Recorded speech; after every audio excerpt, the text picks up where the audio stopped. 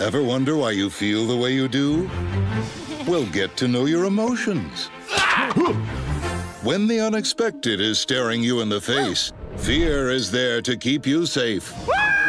With speed and wisdom, Fear assesses the situation and settles your nerves in his own special way. He's got this. Thank you, Fear. Get to know. It's a clip from the movie Inside Out. Came out in 2015. Who here has seen Inside Out? Anyone here not seen Inside Out? I'll give you a summary in a second, but hold on. It's a great movie. So we are going into a season of summer. Over the last few weeks, you maybe have celebrated with graduation parties. We had confirmation here at our church a couple of weeks ago. Many people have already told me that they're leaving for summer vacations. Some of us are even leaving towards new adventures altogether. And those feelings and those new things can be so exciting, but they can also leave us with quite a lot of fear at the same time. I once had listened to a pastor describing what it's like to raise a kid. And they said raising a child is, more than anything else, they found the best metaphor for it is like launching a rocket. Because you spend years studying and getting information and building like this child, literally feeding, caring for it, teaching it things, modeling things, guiding it, hoping it, filling it up with the right fuel with love and care and joy. But at a certain point, when that kid grows up, no matter what, you've studied everything, you could have built the best rocket possible. Just like a rocket with a kid, you have to hit a big launch button and let it go and see what happens. And being a parent can be tricky because there's lots of little launches all along the way. First day you let them go to school, first day you take them to a new thing.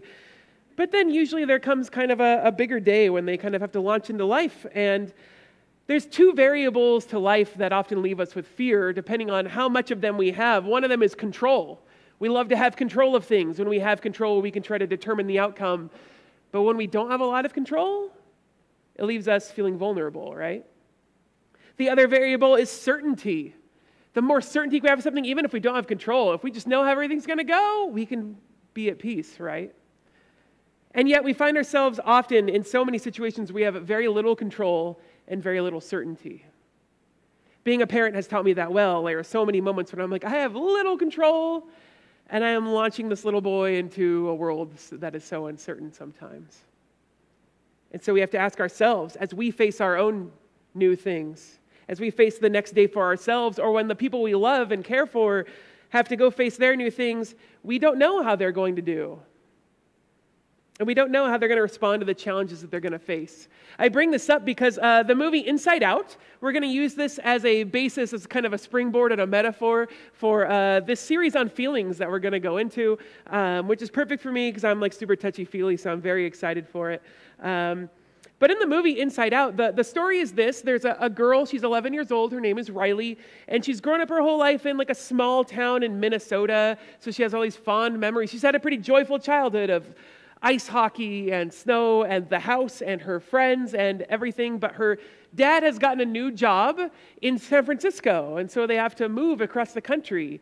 And so particularly for the 11-year-old in the family who has already less control over the future than even the adults do, and now is thrust into a whole situation of a kind of uncertainty that she's never experienced before, we have to watch how she's going to handle it. She's being launched kind of like a rocket. And the metaphor the movie plays with is that, especially from birth, like we kind of have, they say 5 kind of primal emotions. There's joy and sadness and fear and anger and disgust. And those emotions live in Riley's head. They visualize it by in her brain, there's a control console with joysticks and buttons and things. And all the emotions kind of all take turns taking control of Riley a little bit, depending on which emotion the situation is kind of calling for. They each have their own wisdom to give Riley. And so it's a matter of which one does she let lead her. And I like the visualization of that because Riley, the girl, is not any of those emotions, but we as human beings, we aren't our emotions, but we have it within our souls. These emotions that speak to us, that give us messages that hopefully give us wisdom to guide us through our choices. And so far, because Riley's childhood has been pretty good, joy has been like the primary emotion. Joy is the one in control of the console most of the time. And so joy kind of has become the default leader of everyone in Riley's brain. And I think that's a pretty apt and pretty insightful on behalf of the movie tellers, because it seems like for a lot of kids, especially if they have a pretty good childhood, joy is an emotion that's a lot easier for them to be in tune with than maybe some of us adults are. Most of us would say that joy is kind of our ultimate goal in life. We're kind of trying to find and to create joy around us. For people of faith, we look forward to a future where hopefully it will just be joy all the time. And sometimes, I don't know about you, but as an adult, I find myself sometimes jealous of children because their joy is easily accessible right under the surface, whereas sometimes as an adult, it's a little bit harder to just sit and to enjoy something. My most vivid example of this is the ice cream truck.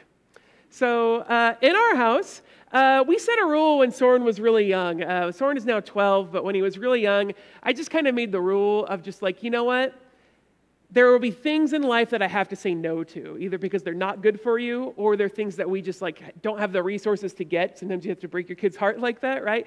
But I promised my son the ice cream truck will always get a yes. Because there is just something so fundamentally joyful that this little truck is playing a little tune and will pull right into our neighborhood, and you get to run out and look at that colorful menu of all the things, right? And then you get to pick. And so in our house, we actually have a little cup that's by the door that we try to make sure is full of at least a couple of ones, so that way if the truck comes by, I think they're getting smart because they come by more often than they did the first year that we lived in our house. But when we run out there together, and I almost use it as a spiritual moment of, you know what, Kevin, like the yes for the ice cream truck is for you to access that joy. And so we go out together, and I always try to make sure there's a couple extra dollars in the cup so that way I get ice cream too. But even with that setup, like it's so easy for him to pick, but then I, as an adult standing before the colorful menu, have to do the mental calculation of like, well, okay, if I'm doing ice cream now, then what do I have to cut out tomorrow? Like, because I have to count the calorie, and all that kind of stuff. And whereas he can just be like, ice cream, great. If it came by an hour later, he would grab the cup and he would run outside and get another one, Joy is a little bit more accessible for him. And kids sometimes can be almost a little bit more in touch with their emotions than even we adults are. They might not have the language for it that we adults do, but it's often a little bit more right on the surface. I wonder if sometimes that's because we adults, along the ways of our own childhood and adolescence, have learned a bad lesson where we've absorbed the idea that emotions themselves are bad. We talk about being too emotional. We feel like we have to suppress our own feelings, whether they're good or whether they're bad, whether they're pleasant feelings or unpleasant feelings. We even use that language, good and bad feelings, right? Maybe along the way when we were young, we were told when we were having some sort of emotion by an adult who was supposed to teach us a better lesson but didn't, get over it. Like reject those emotions altogether. Usually I've learned now that I am an adult, that's usually that it's the adult who couldn't handle the kid's emotions, not the kid who couldn't handle theirs. The one piece of phrase from a favorite TV show of mine is that sometimes we're taught to do things like to put anger in the happy box. It's a way of diverting or stifling to avoid the bad emotions, right? The problem is that science has made it very clear that the old spiritual truth that we are made good and that there is no bad emotion, science has only made that more and more clear for us, that when we suppress or repress or just try to ignore or divert or stifle our emotions, it just causes worse pain, usually later on. When you stifle fear or sadness or grief for a long time, you live with anger and stress that carries on that eventually, if you don't take care of it well, will actually take a physical toll on your body, right? So the irony now for me at the ice cream truck is, what will actually be more hurtful to me, the ice cream or the stress of counting all the calories constantly about the ice cream? Or at least it's a good excuse for saying yes to ice cream more often. There's a better way that we are learning to live where we recognize that our emotions are important and good and have a place at the table within our souls. That they're ways that our brains and our hearts are actually trying to help us, and we can stop and listen to them. We don't have to give them control all the time, right? But we should listen to what they're trying to clue us into and see what their wisdom is. And if we can do that well, we can integrate all of our emotions into who we are and into our identity so we can live more at peace with ourselves and have deeper relationships and connections with others. And so in the movie, Joy has been in charge of Riley's mind for so long, but as Riley goes through this move, there comes a moment when there is new fears that need to be addressed. And as Riley deals with this kind of new emotion of grief, they have to let sadness take control of Riley sometimes, and Joy is going to struggle with that really hard. It's a great movie. Go watch it. It preaches the good news about what it means to be human so well. But today, as we start our series journeying through these emotions, we're going to focus on one in particular, and we watched a little video on him earlier. We're going to talk about fear. And fear is a great emotion to start with because I think almost even more than some of the others, talking about fear really illustrates the conflict a lot of us have with our emotions, where we will actually be more critical of our emotions than listening to what they have to tell us. Here is the official introduction, the written introduction to the character fear that you can get from Pixar. If you go to their website, they describe fear like this. Fear is a self-declared coward and is perpetually worrisome, anxious, and tense. His main job is to protect Riley and keep her safe. He is constantly on the lookout for potential disasters and spends time evaluating the possible dangers, pitfalls, and risks involved in Riley's everyday activities. There are very few activities and events that fear does not find to be dangerous and possibly fatal. He tends to be the voice of reason to convince the rest of them not to go through with potentially risky behaviors. If you were listening close as we read that description, it illustrates our own conflicted feelings. Because on one side, there is a truth that we hold, that fear keeps us alive. Fear for the others can be the voice of reason. It prevents danger, both to ourselves as well as to other people around us. None of us are in this room today. Like, if you are in the room today, it's because somewhere along the line you had good fear of something that was incredibly dangerous. And so you've survived. Congratulations. At the same time, it holds the second truth that fear is an unpleasant feeling. The description of the character fear describes him as tense. This isn't a good word, right? Or worried. So unless you're like a horror movie weirdo that loves to be afraid, fear is an unpleasant feeling that we try to stay away from as much as possible. And we even then judge ourselves, and we judge the feeling of fear when we have it. The description of the character fear describes him as a coward. Even to the point of being a self-declared coward. It's become part of his own identity. We are often conflicted about fear because we need it to survive, but it's also part of being healthy.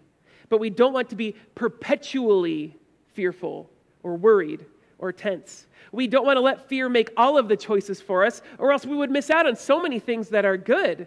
When we fear something, we often tend to avoid it, so we try to teach kids to overcome their fears so they don't miss out on so many good things, right? Like, it's reasonable standing before a roller coaster for a child to be like, no, we're not supposed to be up that high. And yet, if they can't overcome that fear, they'll miss out on the roller coaster every time. Or the water slide. Or even the playground slide for really young kids that can seem so tall. And so we want to find a way to deal with our fears so that way we don't miss out on good things or get stuck or overcome by fear. The Bible happens to talk about fear quite a bit. You maybe have heard before in previous sermons or devotionals or things like that, that the most often repeated single statement in the entire Bible is, do not be afraid. It's all over the place. It's in almost every book, and it's in the Old and New Testaments. And I don't know about you, but as a Christ follower, even when I read the Bible itself, and I get to those parts where there's like, oh, and then God told them, do not be afraid, my immediate reaction is, that's not fair. Because first of all, God, you kind of like made us to be afraid. Like it's kind of part of our makeup and stuff like that. But then also, God, do you not understand the world that you put us to live in? Where there are incredibly scary and dangerous things. And then you drop on by and you're like, hey, don't be afraid. All right, peace out. Like, that doesn't seem fair. If we read these statements in the Bible over and over again the wrong way, if we read it as a command, do not be afraid, it almost makes God seem kind of mean. Like God is one more adult telling us, get over it. Which is, okay, maybe if we're at the top of a slide, but being told to just get over our fear sounds very different if that's the Bible verse we get to when we're in the waiting room at the hospital, or when we're in court, or when we know we have to go have a really dangerous conversation that cannot be withheld one more day, or when there's like a rattlesnake in the yard, as I've learned in Tucson. Do not be afraid almost sounds mean, because those are all real dangers where our life could change drastically. And if we aren't thoughtful, we might actually read those phrases, do not be afraid, as if God sounds like an angry, exasperated dad telling us to suck it up and shaming us for seeing fear and just knowing what the real danger is. But what if actually, when the Bible repeats this refrain over and over and over, what if God is actually up to something very different? What if God is a better adult and parent than some of us had? What if don't be afraid isn't really a command, but an invitation? What if do not be afraid is the reminder of a relational promise that God has made with us?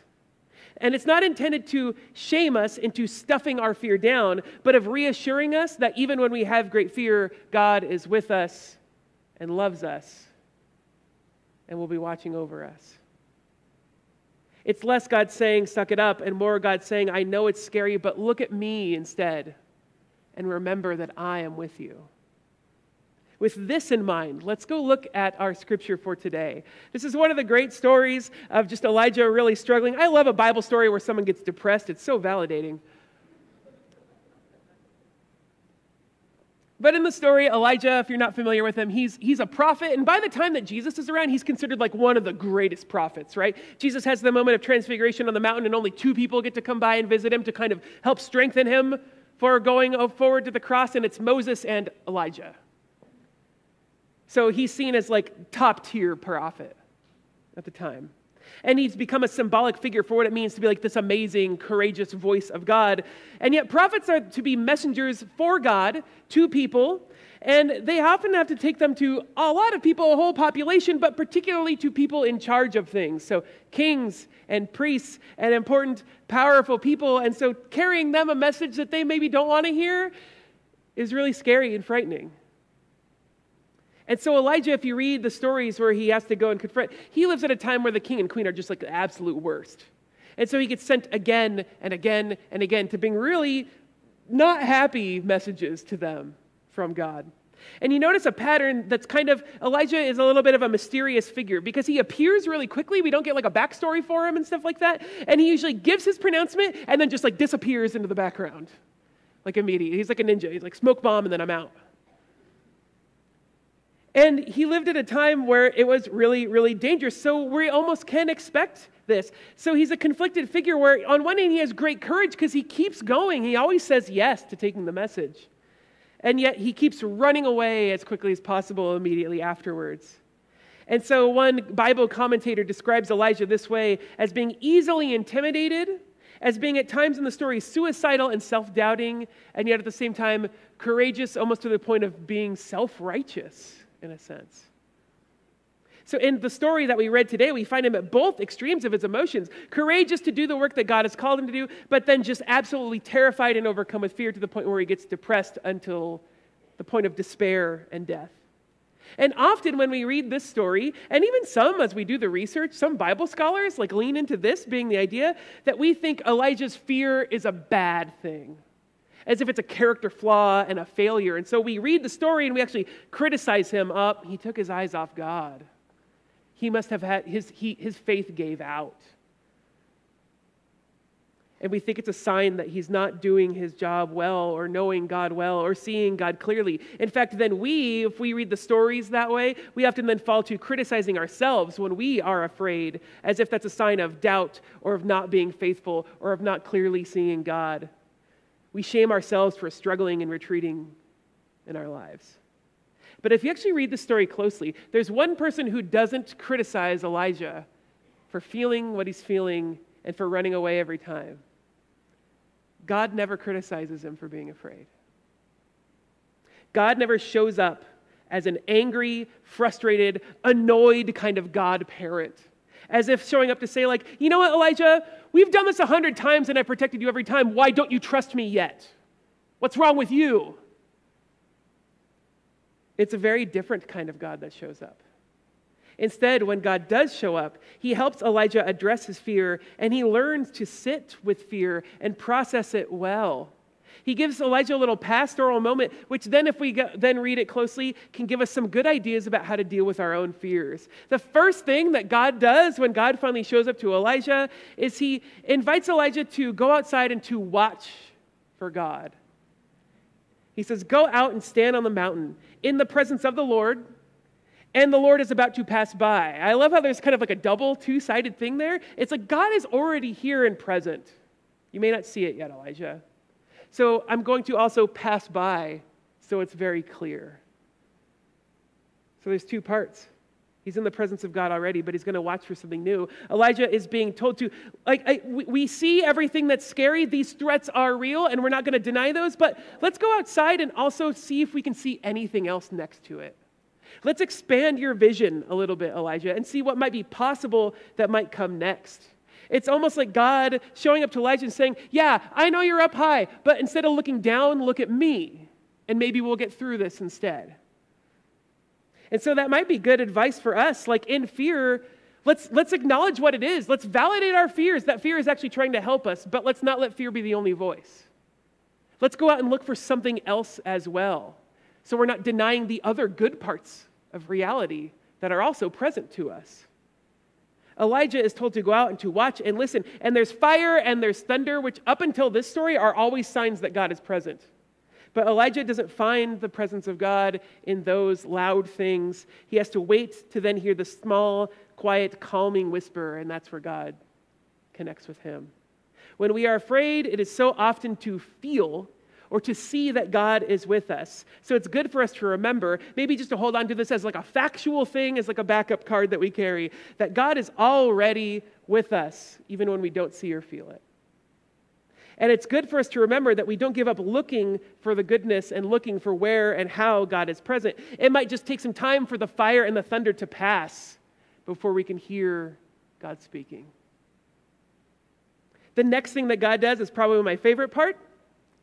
The next thing is that after having a moment where God and Elijah reconnect in the midst of his fear, he helps Elijah see and hear that other things are possible and stuff like that. God gives us advice. He says, okay, now it's time to get up and eat.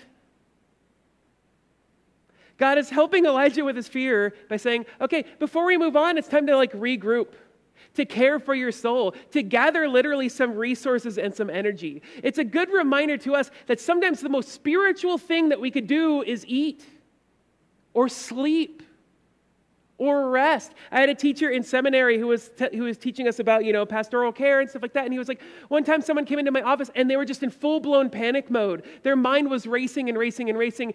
And I wanted to care for them. And I was trying to think of some sort of spiritual teaching to give them or something like that. But really, I just asked them, when they finally quieted down, I just had a question on my heart. And it was, when was the last time you had a good meal?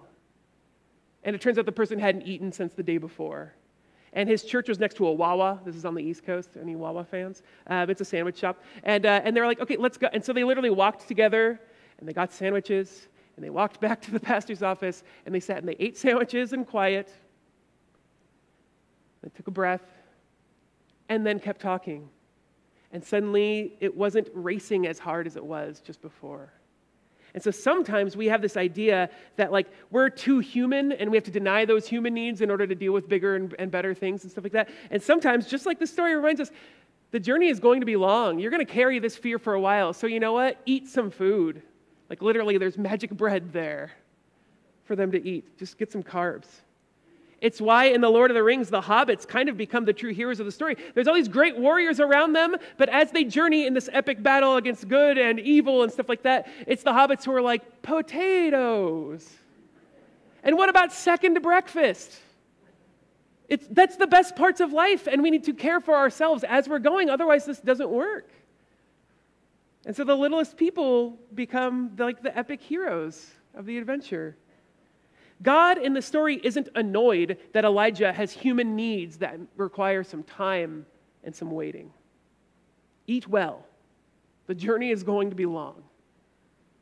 God then helps Elijah with his fear by doing a third thing. Okay, so they've kind of reconnected, they've eaten some food, they've kind of regrouped, they've gotten some new energy, gotten some rest. Okay, now we need to keep moving. Like before we address or talk about it and stuff like that about the situation, let's like try just walking a little bit. And so Elijah has apparently kind of like been in a cave. He's immobilized. He's in like the freeze part of a fight or freeze, or fawn is the fourth one. That's a fun one for me. And he's stuck. And the fear loop is running over and over again. He's ready to die. It's so bad. And so God is kind of like, okay, like it's not like God shows up and it's like, get over it. It's God is like, okay, like how about we go to the front of the cave first? Let's get out of the darkness just a little bit. Let's move. Have you ever noticed when you've been overcome with a certain emotion and it's really hard, if you take a walk, sometimes it just grounds you spiritually in a way to be ready to face whatever it is. Again, it's not avoiding the feeling. It's just getting a little bit of inertia, being present to the situation. And I like how God is just kind of guiding Elijah through these things as he's going to carry very real fear of a very real threat. So it's like, okay, let's go outside. And then eventually step 2, then, okay, now that we're outside, okay, let's keep walking. Now we have to go home. And that's kind of how the story ends, at least in the scripture that we read. There's a next part that really it becomes like the really crucial step for me, and it might be for you. The next part of the story, as they leave the cave and they start walking, God is like, okay, we're going to take you home. And so they go home, and they don't just go to a house, like just a different cave. He leads Elijah to meet Elisha, the other prophet. So Elijah the fear has been running in his head, and he's like, I'm the only one left. Everyone else is dead and stuff like that. And God's like, you know what? Like, you need a buddy. So let's walk together, and I'm going to show you there is at least one more. And maybe you guys can talk and stuff like that. And I love the kind of humility of God, that God doesn't stand and it's like, you know what? I should be enough for you. So buck it up and suck it up, and let's go and do the courageous things we need to do. God is like, you know what? I'm here, and I'm like fire, and I'm like thunder, and I am that calm voice, but you know what? You need another human being along the way.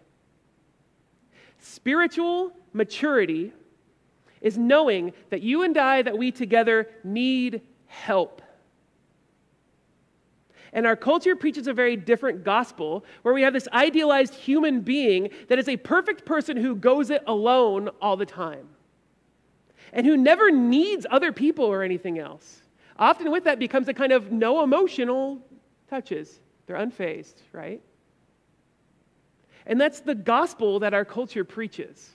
And yet the Bible and Christianity speak again and again and again. One of the most central things in the first story is it is not good for them to be alone. How much pain have we caused by trying to be better than what God made us? Isn't that the first sin later on in the story, trying to be more than human? One of the most mind-blowing stories for me in the Bible is when Jesus comes down. So God takes on human form and comes down and walks among human people. And one of the last stories of Jesus' life, he's about to face the cross. And so he gathers his friends together. And you know what? 12, that's even too many. He picks the 3 closest ones, and they go to the garden together, and he's terrified. It's a story where God is afraid. And he's afraid, and he needs his friends there. And he says, please just stay awake with me. Why do we keep avoiding asking people to stay up with us when we could really use them? Why do we keep trying to go it alone? Why do we feel like we have to be a better human being than God was? It's absurd. And then we criticize ourselves for having fear when God maybe perfected being afraid on that night. So for us today, living a couple thousand years later than Elijah, we live in a reality, a world where we find ourselves in situations where we have so little certainty about the future sometimes and so little control. And so we become overwhelmed with fear because there are real things that could cause real pain and real suffering. We know they're there. And so it's good for us to be afraid, but we don't want to be overcome with fear. So I love this story because I think it just gives us at least 4 tips, things we could do the next time we're afraid. We can look for God. Address and keep our eyes on what's making us afraid, but see what's next to it and beyond it as well. Try to find other good things to let our minds focus on at the same time so we can carry fear and goodness and love and joy all together. The second tip of just being able to gear up when we need it, to gather resources, to be human, to eat and rest and go get information. Have you ever been terrified of something that you thought was going to happen and then you just Googled it and you're like, oh, wait, there's actually a quick solution to that? Feel kind of silly? It's kind of like eating.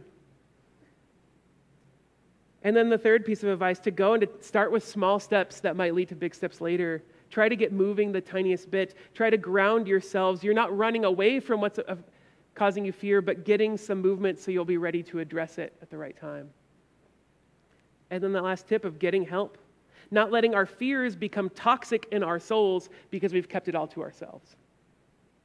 These are all practical things, but they remind us of the big spiritual truth behind it all as we're wrapping up, that faith in God doesn't teach us to deny our fears or our pain. In fact, faith helps us listen to our fears, but hopefully without being overcome by it.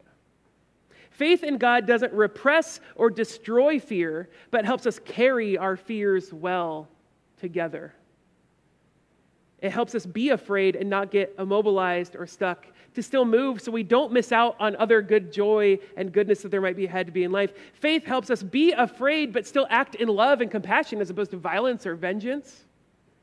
Faith can help us be afraid without us also then destroying ourselves with shame and self-criticism over being human. So as we wrap up, I'm going to offer you these blessings. These are some of the verses that tell us to not be afraid. As we listen to them one more time, I pray that you hear it not only as a command, but as a relational invitation between you and God and the Spirit. Hear these this morning from Joshua. Have I not commanded you? Be strong and courageous. Do not be afraid and do not be discouraged, for I, the Lord God, will be with you wherever you go. From Isaiah, another prophet. But now this is what the Lord says. He who created you, Jacob, who formed you, Israel, do not fear, for I have redeemed you. I have summoned you by name.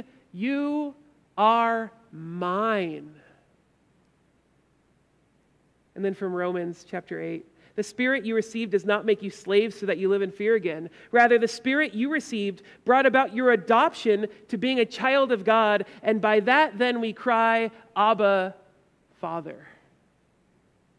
Today, I pray that we would not go out of these doors with a spirit of fear, but carrying our fears, may we cry, Abba, Father, to a God who could deliver us from them and who can comfort us when we are afraid, the very God who has summoned you and me by name. Amen.